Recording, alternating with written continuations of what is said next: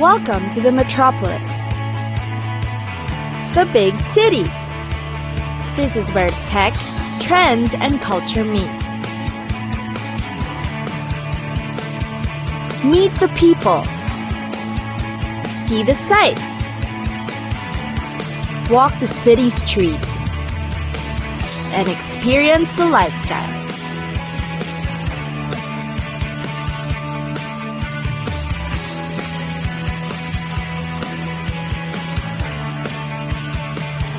This is your first-class ticket to the cities of the world.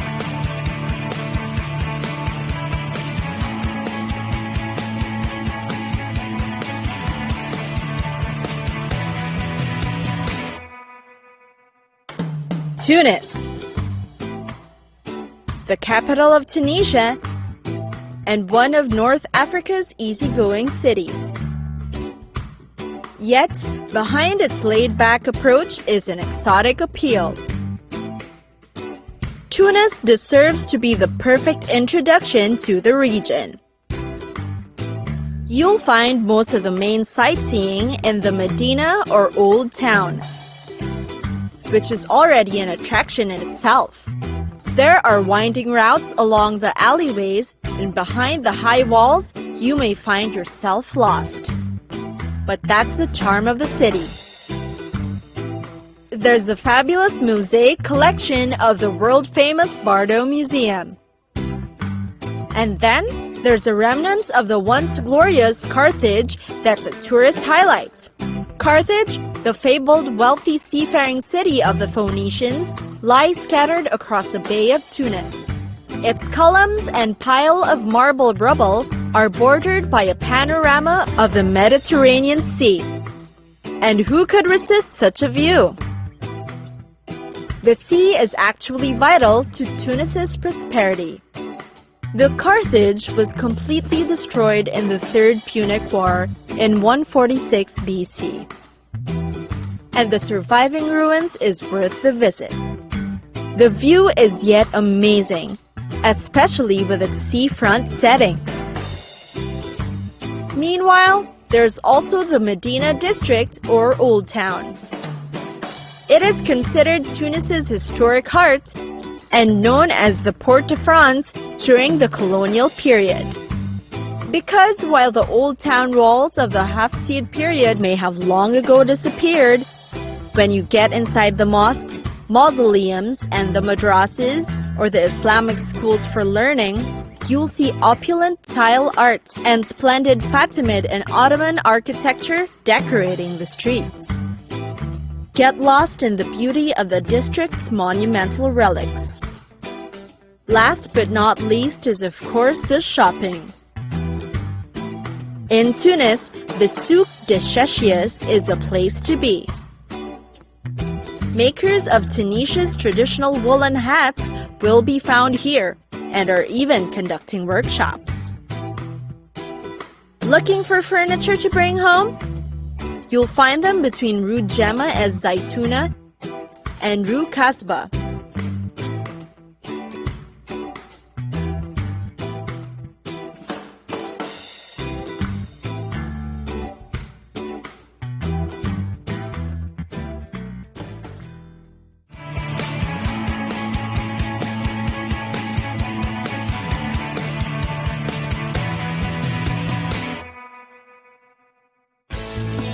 Seattle. Seattle's best. Get to know its finest characteristics and what makes it such a unique city that's worth getting to know. For one, Seattle is surrounded by water. It's got a great historic seafaring culture too. You'll find so many water-related activities to do in the city.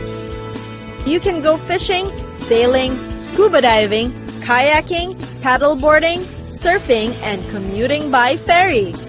Next is its coffee. After all, this is where Starbucks was founded in 1971. The city has earned its nickname as Fueled by Coffee. Here, you'll also find Seattle's best, Tully's, Top Pot, Cherry Street, Pete's, Cafe Ladro, Victrola, and Espresso Vivace. Its coffee scene is thriving with commercial, independent and artisanal espresso roasters and cafes. There can never be too many places to grab a cup of coffee. Here in Seattle, the more coffee places, the merrier. Seattle is also known for its nature parks. Did you know that it's surrounded by about 30 national parks? This means more opportunity for outdoor activity. Seattle is a city where you can find beaches, glaciers, waterfalls, and rainforests. Imagine all that in one place. Meanwhile, it is also known to have a reputation for being a culinary destination. Seattle is home to many critically acclaimed world-class chefs. The city can in fact be considered a farmer's market, locavore, and seafood culture. The people in Seattle usually like to buy food products that's within their area of residence as a way of supporting their neighbors and the natural resources. And last but not least is its culture. Seattle is known to be a place friendly to any race, gender preference, families, you name it. It has in fact gained the title of being one of America's best cities for families. The city has also a remarkable LGBT population. Many of its residents also hold a commendable bachelor's degree or higher. Family-friendly fairs, festivals, markets, restaurants, and activities make it a well-loved city for families to settle in. It's a pet-friendly place too, and you can expect a playground anywhere nearby.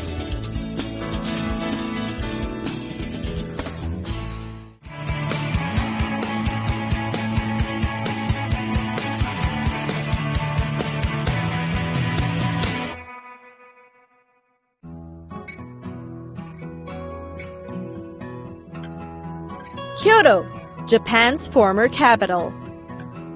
You can perhaps consider it the quieter, quainter counterpart to Tokyo, which is known for future tech and skyscrapers. Kyoto is where you can experience the authentic Japanese culture no less. Here's how to get to know the city. First are the temples. The city is famous for its beautiful temples, and there are a lot of them you can visit. Kyoto, in fact, is called the City of 10,000 Shrines. The Kinkakuji, the Golden Pavilion, is perhaps the most notable one. It is considered Kyoto's most celebrated landmark. It has gold leaf walls that reflect the peaceful ambience around it, in the middle of a park of cherry trees. Next up is the Fushimi Inari Shrine, which is worthy in your must-visit list too. It is dedicated to Inari, the god of rice and business. You'll find it at the foot of Mount Inari, with woodland paths leading up to the mountain. Indulge in the breathtaking city views while you're at it too. Walk around the historic district called Higashiyama. This is where you'll find Kyoto's traditional wooden architecture. You can buy local crafts and feast on food stall snacks. What you won't find here are elements that symbolize the 21st century lifestyle, such as telephone cables and poles. Quite interesting. And then there's the Philosopher's Walk. This is named after the 20th century philosopher Nishida Kitaro, who liked to stroll down the lane. The walk actually runs between the Ginkakuji, the Silver Temple, actually made of wood, and Nanzenji Temple. Walking through it will take about half an hour, but worth it especially during cherry blossom season. Delicate pink flowers are sometimes thrown over the canal. Last but not least is Kiyomizu-dera. This place is considered the star attraction of the Higashiyama district. It is a large temple dedicated to the goddess of mercy. It has a temple wooden terrace that's constructed entirely without nails. That's its most popular architectural feature. It's highly recommended that you visit during spring or autumn for spectacular views of the landscape.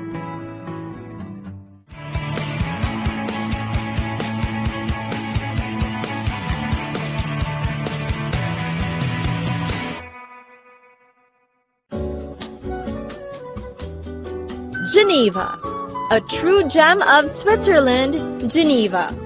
Full of history, architecture, and sights, Geneva is a worthy place to visit. The amazing European city is best known for Lake Geneva, of course. The jet d'eau water jet should definitely be on top of your list. The jet of water from the lake can go so high and is considered the emblem of the city of Geneva. Go to the pier, get close to the water jet, and you'll feel the powerful pressure of water projected into the air. Geneva Lake is a central focus of the city. It is surrounded by a panoramic view of the mountains with great promenades too. Throughout the year, many boat trips travel to give tourists a view of the city's lakeside. The buildings and, of course, the jet d'eau water jet are terrific sights to see from afar. Next up is the Old Town. As Switzerland's biggest historical city and the home of the Reformation movement, there is so much to be uncovered here. Every corner of Geneva's cobble streets, you will find Swiss shops and cafes that are worth dropping by. The town square is an active area and was originally a Roman forum. Not to be missed is the St. Peter's Cathedral. You'll find it at the very heart of Old Town. See its architectural beauty and think of how it took over 400 years to build. Now, the cathedral stands to almost 1,000 years old. St. Peter's Cathedral is also known for the archaeological museum you'll find in its basement and the panoramic views you can catch glimpses of from the North Tower. Want more views from the top? Try Mont Saleve. It's a mountain right outside the city where you'll see Geneva in its entirety. For a dose of the green scene in the city, the Parc de Bastion is where you should be. It's a pretty tree-lined park that dates from way back in the 1700s. It was home to the Reformation Wall, which commemorates the main founders of the Protestant faith, including John Calvin. More history? Head over to the Geneva Museums, the cultural and historical place to be. The Musée des Arts d'Extrême-Orient is home to art from Japan and China, and it is renowned internationally. Other notable stops are the Museum of Natural History, the Barbier-Mueller Museum, and the Museum of Art and History.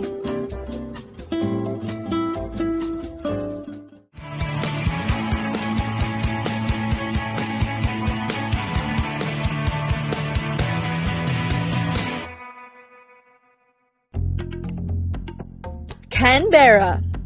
Not your typical destination in Australia, but Canberra holds a lot of promise for tourists. There's just so many attractions to explore in the city. Prepare to be surprised. Canberra is in fact Australia's youngest capital city. What it hides is its thriving arts community, lively food and bar scenes, and then of course, the cultural institutions. It's got a healthy mix of man-made and natural attractions for every kind of tourist. Overall, Canberra is where you can explore, discover, learn, and yes, have a lot of fun. Know more about the history of Australia at the War Memorial. This is where the nation's troops and war's involvement is chronicled, starting from the colonial period to the present day. Here, you'll find a new range of exhibits, such as the Anzac Voices and the revamped First War Galleries. You can also tour Parliament House, a modern complex opened in 1988. This is where you can witness the democratic process at question time in the House of Representatives or Senate. Historic and educational stops aside, Canberra's also got a funky spirit. You can experience this at the weekly Old Bus Depot markets held every Sunday. It's where you can buy the most interesting of things: hipster clothes, homeware, and yes, delicious organic produce. It's also where you can shop for souvenirs to bring home. The city is also a haven for art lovers. Small art galleries line the city, not to mention that some of the country's most important collections are displayed here. The National Gallery of Australia is the nation's preeminent public gallery, housing collections of Australian, Indigenous, and Asian art. There's also the National Portrait Gallery nearby that you might just be curious enough to check out. And then there's the Institute of Sport. Get up close and personal with elite athletes, gymnasts, swimmers, and cyclists that train at the Australian Institute of Sport in Canberra. The institute welcomes visitors and offers tours for them. The place houses many facilities like swimming pools, tennis courts, and of course, a fully equipped gym.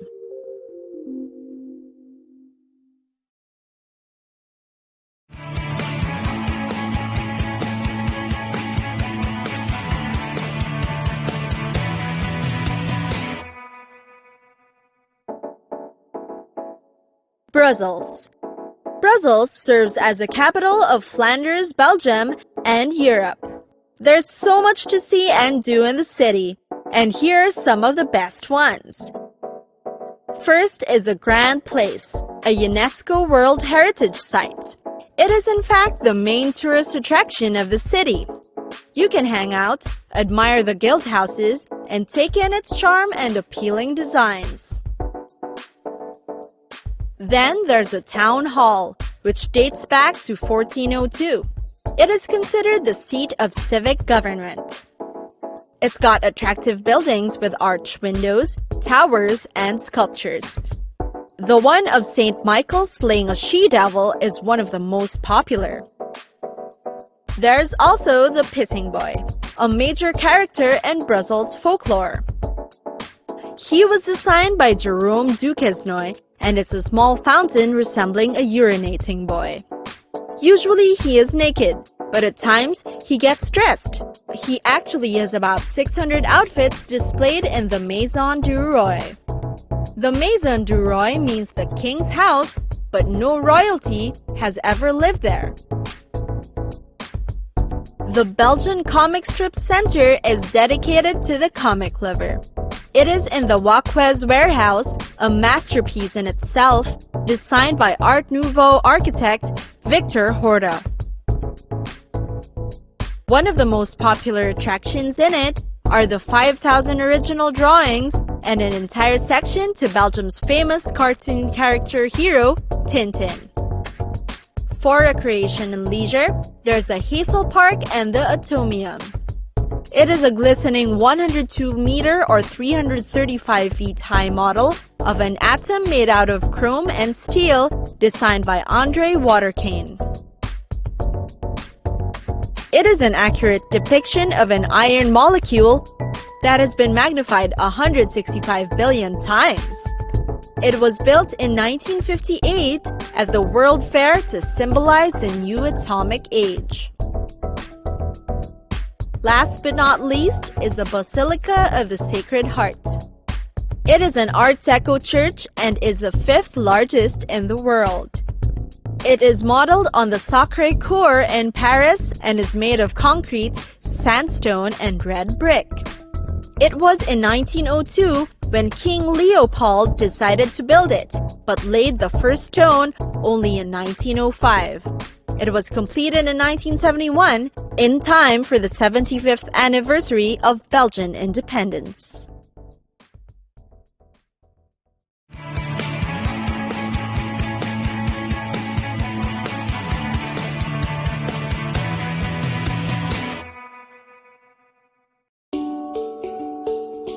Lisbon. Here's what you can see, eat and do in Europe's most scenic capital, Lisbon. First on the list, Fado. Melancholy will always be a part of the Portuguese psyche, and Fado is the way it is best expressed. Lisbon's profoundest passions and sorrows are heartfelt in Fado, which are haunting strains of which can be heard throughout the city. Fado music interprets saudade, an emotional and heartfelt yearning that's sung over mellow guitar tunes. The most popular icon of this type of musical expression is Amália Rodrigues, who was born in Lisbon and is known as the Queen of Fado. Her contributions in music were instrumental in popularizing Fado to the world. Simply dining in one of the many restaurants in Lisbon that stage live Fado performances will give you the experience you need. Next are the neighborhoods. The neighborhoods in Lisbon have very distinct personalities, each with a unique history. The oldest one is Alfama, a Moorish quarter. The maze of narrow cobbled streets and steep alleyways that surround the castle conjure up images of an Arabic Kasbah. There you will find elegant shops, historic cafes, and chic restaurants. You won't fall short of festivals to attend in Lisbon. In June, the capital celebrates St. Anthony's Festival, also known as the city's biggest and brightest street party. Thousands of locals come in colorful costumes, parading down Avenida da Liberdade in honor of their favorite saint. And then, of course, there's the Nós Alive Music Festival, which lasts for 3 days. Then there's the Superbox Super Rock concert program, which takes place in Parque das Nações. Finally, there's the food. In Lisbon, food is affordably cheap, but intensely delicious. They always serve a dish of the day, or prato do dia, and can be considered among the cheapest in Europe. Being a seafaring nation, fresh fish and seafood are of course staple in most restaurants. The cod or bacalhau is a must-try. Lisbon's Mediterranean cuisine involves Brazil, Mozambique, and other ex-colonies spice up the ethnic menu.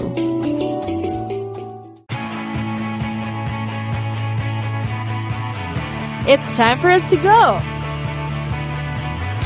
Pack your bags and get your tickets ready. And we'll see you on the next destination. Catch us again next time on Cities of the World.